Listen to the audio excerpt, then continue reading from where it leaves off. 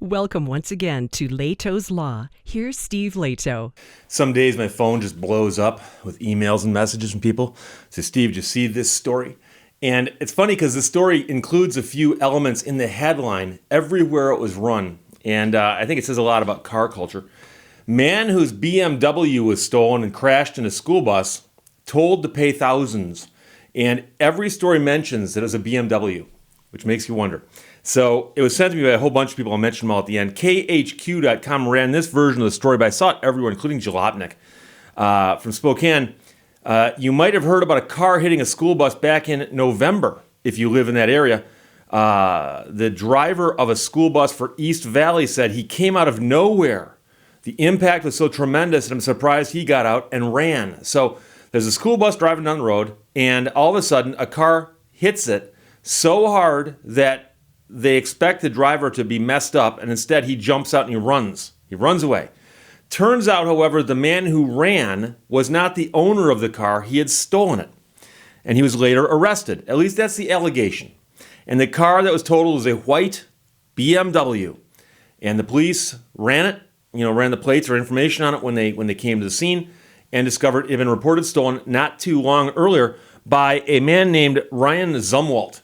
He left his car overnight in an office's parking lot that was private. When he came in the morning, the car was not there. So he thought, oh, my car's been stolen, or maybe it was towed. So he actually said, I thought maybe at first someone towed it or something for being there overnight.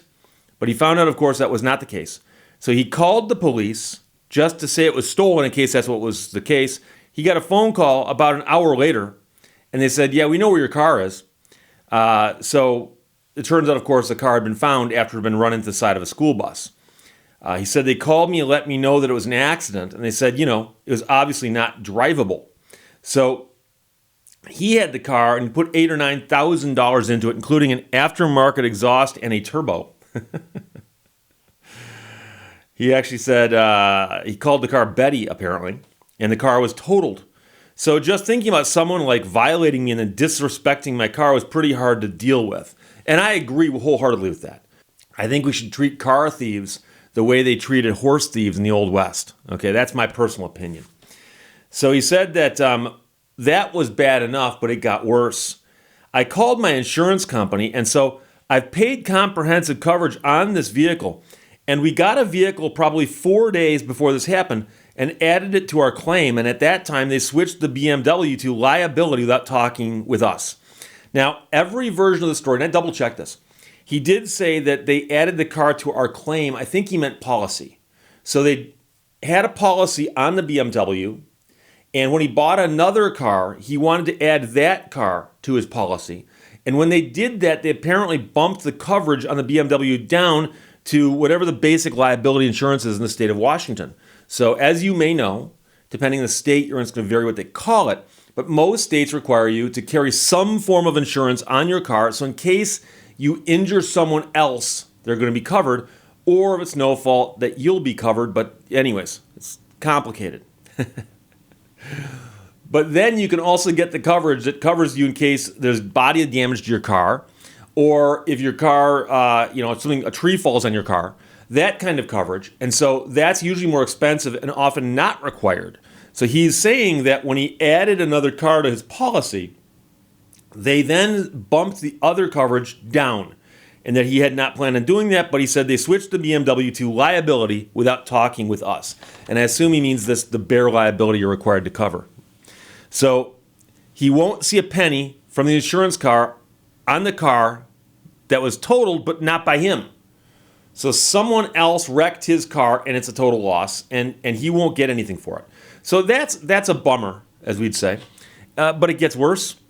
When he called the police about his car, they told him it had been impounded by a private company. And I used to drive a tow truck, and we would show up at the scene of an accident, and they would often tell us to either take the car to the city impound lot where they would deal with it, or sometimes we'd take it to our gas station, and they would tell the owner, you can go get it from that gas station. And it sat on our lot for a little while. So a private company had his car. He said, I hadn't even thought about that. I was the victim of a crime, and I figured that someone would get a hold of me and let me know what was going on with my vehicle. And then they hit him with a bill. I was like, oh my gosh, we're about to have to pay for cleanup after someone stole my car and got in an accident, and that's exactly what happened. He was hit with a charge for $2,500 for the cleanup of the accident because it was his car.